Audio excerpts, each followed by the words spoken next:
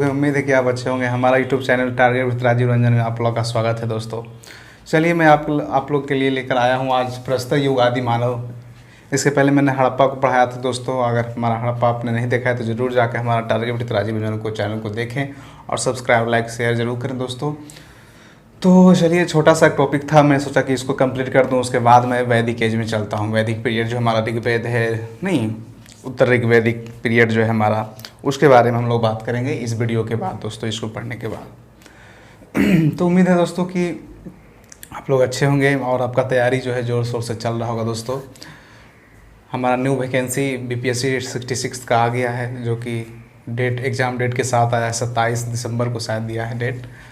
तो दोस्तों बिहार जो हमारा का जो सबसे अच्छा एग्ज़ाम जिसको मानते हैं वह हमारा BPSC है दोस्तों। नहीं, थोड़ा सा उसमें हट के पढ़ना होता है, लेकिन बाकी जो वनडे एग्ज़ाम होता है उसमें तो सब यही सब चीज़ चलते होता है, लूसेंट क्राउन। लेकिन जो वनडे एग्ज़ाम ना हो उसको लेके, जैसे उसमें PT मेंस इंटरव्यू 3 चरण का वो फेज है, तो इसलिए उसका तैयारी थोड़ा सा बेहतर तरीके से करना होगा हम लोग को दोस्तों। तो चलिए देरी ना करके दोस्तों हम लोग शुरू करते हैं। आज हम लोग बात करेंगे प्रस्तर युग आदि मानव हमारा जो है, इसमें प्रस्तर युग आदि मानव एज जो है यह, इसके बारे में हम अगर बात करें तो यह जो है प्रागैतिहासिक काल का समय है। मतलब इतिहास को हम लोग 3 भागों में बांटे थे शुरू में ही, जब हम लोग हड़प्पा पढ़ रहे थे। तो वो प्राग ऐतिहासिक था, नहीं एगो प्रागैतिहासिक होता है, एक ऐतिहासिक होता है, मतलब कि जिसका लिखित साक्ष्य ना मिला हो, मानव जहाँ से लिखना शुरू ना किया हो, उसको हम लोग प्रागैतिहासिक काल कहते हैं। और प्राग ऐतिहासिक जैसे कि मानव लिखित विवरण मिलता है लेकिन उसको पढ़ा नहीं जा सका, उसको प्राग नहीं प्रोटो हिस्टोरिक। और ये हमारा जो ऐतिहासिक है वह जिसमें कि लिखित साथ साथ विवरण सारा चीज़ मिलता है दोस्तों। तो चलिए आज हम लोग बात करते हैं पाषाण युग की। नहीं, इसमें हम लोग प्रस्तर युग को 3 भागों में बांटा है मैंने, पुरापाषाण काल, मध्य पाषाण काल और नवपाषाण काल।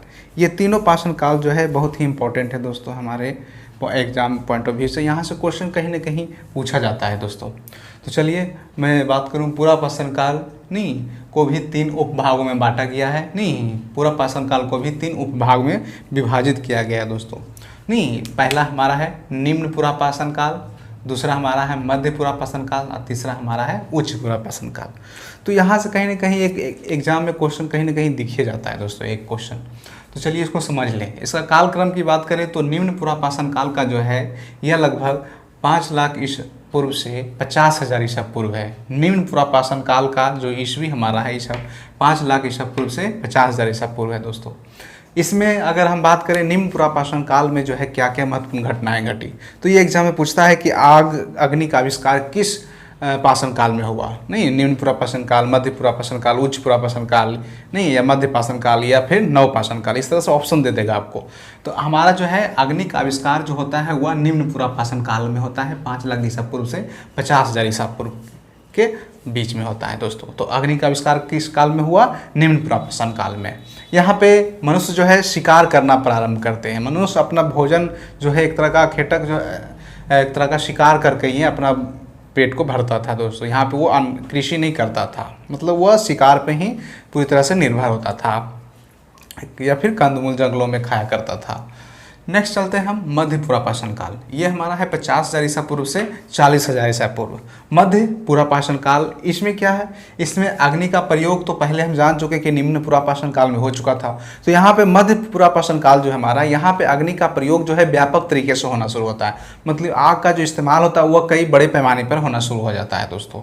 नहीं, एक तरह से यहाँ पे फलक संस्कृति का भी, इसको फलक संस्कृति भी कहा जाता है क्योंकि यहाँ फलक का भी इस्तेमाल होता है हथियार के रूप में। इस तरह से यहाँ के पत्थर के गोलों का भी निर्माण होता है, नहीं उद्योग तरह के रूप में, मतलब पत्थर के गोले का निर्माण होता है।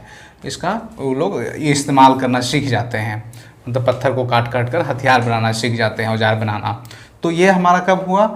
मध्य पुरापाषाण काल में। मध्य पुरापाषाण काल में जो है मनुष्य जो है धीरे धीरे आग का जो है इस्तेमाल ज़्यादा करने लगे थे। मतलब कि अब जो है वो धीरे धीरे मांस को पका कर खा रहे थे, नहीं कई तरह का यूज में उसको ला रहे थे। मतलब पशुओं को आग से डरा रहे थे, क्योंकि पशु जो है आग से डरते थे। तो इस तरह से मध्य पाषाण काल हमारा है 50,000 ईसा पूर्व से 40,000 ईसा पूर्व। नेक्स्ट बात करें दोस्तों तो हमारा है उच्च पुरा पाषाण काल। उच्च पुरा पाषाण काल जो है यह है 40,000 ईसा पूर्व से 10,000 ईसा पूर्व। उच्च पुरा पाषाण काल में क्या हुआ, इसमें जो है आधुनिक मानव नहीं, होमोसेपियंस मानव का उदय होता है यहीं से।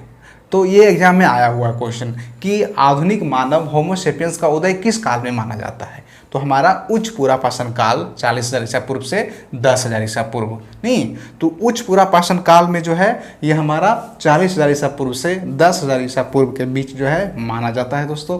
तो ये आपको हमेशा अपने माइंड में रखना है। यह जो है उच्च पुरा पाषाण काल, सबसे पुरानी चित्रकारी के यहाँ भी प्रमाण मिलते हैं। भीमबेटका नहीं, मध्य प्रदेश का जो है भीमबेटका, ये बहुत इंपॉर्टेंट हो जाता है, यहाँ से भी क्वेश्चन होता है। सबसे पुरानी चित्रकारी का प्रमाण कहाँ से मिलता है, भीमबेटका से मिलता है। भीमबेटका कहाँ है, मध्य प्रदेश में है दोस्तों। तो उच्च पुरा पाषाण काल के बारे में हम लोगों ने, अब हम चलते हैं दूसरा हमारा था मध्य पाषाण काल। मध्य पाषाण काल में क्या था, इसका जो अगर ईस्वी की बात करें तो 9,000 ईसा पूर्व से 4,000 ईसा पूर्व तक इसको माना जाता है। यहाँ पे जो है आदमगढ़ जो मध्य प्रदेश में पड़ता है एवं बागोर राजस्थान में पड़ता है। मध्य पाषाण काल में जो है मनुष्य ने सबसे पहले पशुपालन की जो है शुरुआत की है। मतलब प्राचीनतम साक्ष्य जो है पशुपालन का, अगर बात करें मनुष्य ने सबसे पहले पशुओं को पालतू कब बनाया, तो वह हमारा काल था 9,000 ईसा पूर्व से 4,000 ईसा पूर्व, मध्य पाषाण काल का, जिस समय आदमगढ़ और बागोर दो ऐसे जगह है जहाँ से जो है साक्ष्य मिलता है पशुपालन का। तो ये एग्जाम में पूछता है कि पशुपालन का साक्ष्य इनमें से कहाँ मिलता है, तो आदमगढ़ में मिलता है, दूसरा हमारा बागोर राजस्थान में मिलता है। तो ये आप उम्मीद है कि आप समझ गए होंगे मध्य पाषाण काल को। नेक्स्ट चलते हैं नव पाषाण काल। हमारा तीसरा हमारा कौन है, नव पाषाण काल। तो नव पाषाण काल, इसका कालक्रम जो है 9,000 ईसा पूर्व जो है विश्व है, और भारत में इसको देखें तो अगर 7,000 ईसा पूर्व से 2,500 ईसा पूर्व तक माना गया है।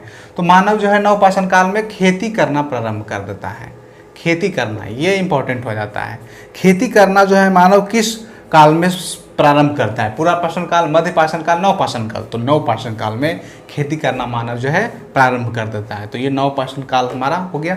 अब चलते हैं कुछ इंपॉर्टेंट्स, कुछ जगह के नाम है जो कि एग्जाम में हमेशा दिखता है। जैसे कोल्डिया हवा, कोल्डिया हवा से क्या मिला, तो इलाहाबाद में पड़ता है कोल्डिया हवा, यह इलाहाबाद में पड़ता है दोस्तों। और यह जो है चावल का यहाँ साक्ष्य जो है सबसे प्राचीनतम मिला है 6,000 ईसा पूर्व में। कोल्डिया हवा से क्या मिला हम लोग को, चावल का साक्ष्य सबसे पहले मिलता है पूरा दुनिया में।